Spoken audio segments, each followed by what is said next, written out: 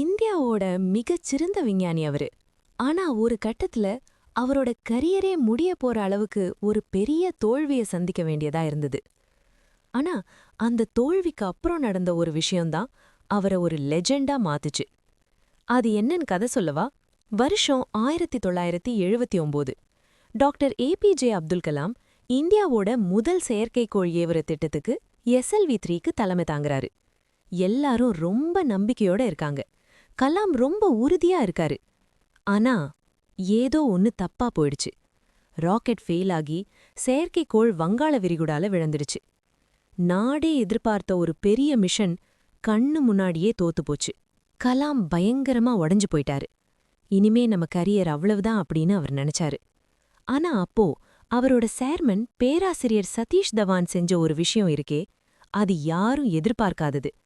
அவரு நேரா பிரஸ் மீட்டுக்கு போய் சொன்னாரு. நாங்க இன்னைக்கு தோத்துட்டோம்.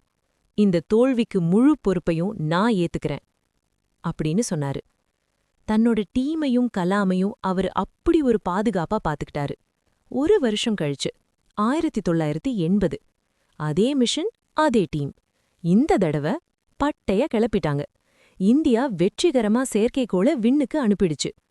இப்போ வெற்றியோட சந்தோஷத்துல பிரஸ் மீட்டுக்கு போக கலாம் ரெடி ஆகுறாரு. ஆனா பேராசிரியர் தவான் அவரை தடுத்துட்டு சொன்னாரு. இன்னைக்கு நீ போ, இந்த வெற்றிய நீயே போய் பிரஸுகிட்ட சொல்லு அப்படின்னு சொன்னாரு.